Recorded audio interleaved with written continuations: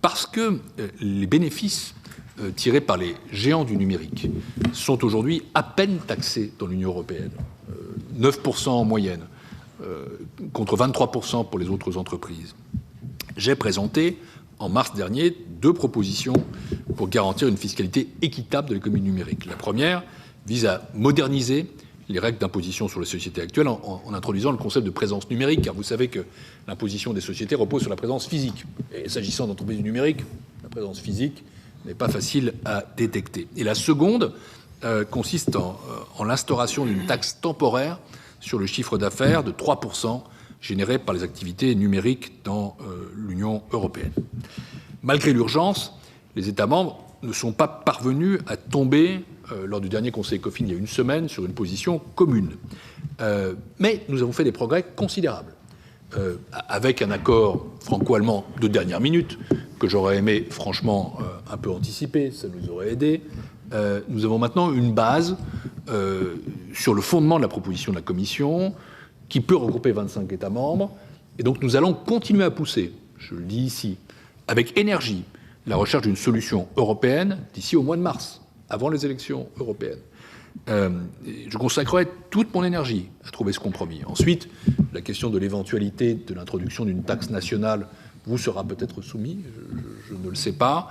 Je considère pour ma part qu'une taxe nationale est tout à fait concevable si nous ne parvenons pas à trouver un accord européen, car un accord européen est préférable à la multiplication de démarches nationales qui risqueraient du coup de fragmenter le marché intérieur. Mais je peux tout à fait comprendre cette démarche de taxation nationale des GAFA, car ma conviction profonde, c'est que, je ne parle pas des GAFA seulement, je ne parle jamais de taxe GAFA en réalité, c'est que les grandes entreprises du numérique doivent payer leur juste part d'impôt là où elles créent des profits et de la valeur, et ne sauraient se dérober à cette obligation qui incombe à tout citoyen ou à toute entreprise.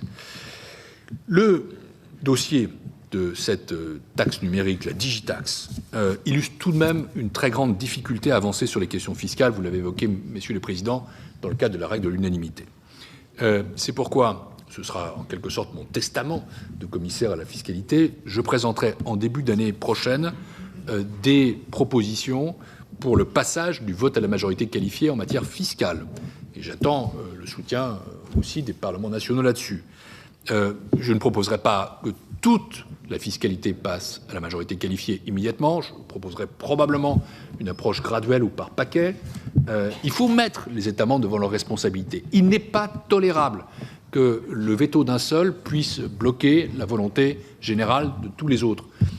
Prenez ce cas de la fiscalité du numérique.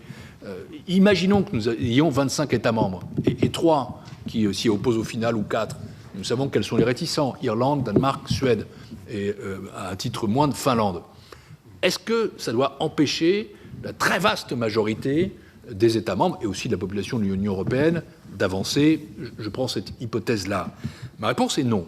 Je pense qu'une réforme qui introduirait la majorité qualifiée en matière fiscale permettrait d'agir plus efficacement et plus rapidement sur les chantiers prioritaires, comme la taxation du numérique, et représenterait indéniablement, ce à quoi vous êtes attaché comme moi, un progrès démocratique.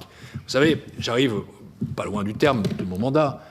Il me reste encore une dizaine de mois, et l'année 2019, ce ne sera pas une grande année législative pour la Commission européenne et le Parlement.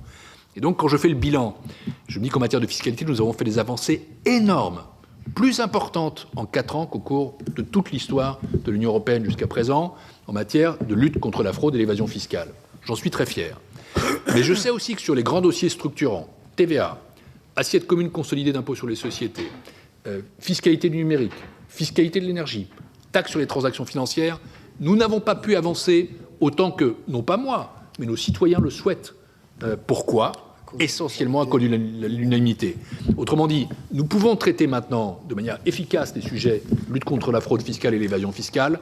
Le paradigme mondial a changé, le contexte a changé, les scandales nous poussent, mais nous n'arrivons pas encore à traiter convenablement les grands sujets structurels. Et pour ça, il faut changer, mesdames et messieurs les sénateurs, la règle du jeu. Nous sommes à 5 mois d'élections européennes cruciales pour l'avenir de l'Union européenne. Il faut démontrer encore à nos citoyens l'intérêt de notre projet commun, auquel vous êtes dans votre diversité tous attachés, je le sais, pour qu'ils fassent un choix qui soit clair en faveur de l'Europe. Et je compte sur le soutien de vos commissions pour les travaux qui nous restent ensemble à accomplir. Pardon d'avoir été long. Merci de votre attention. Je suis prêt à répondre à vos questions.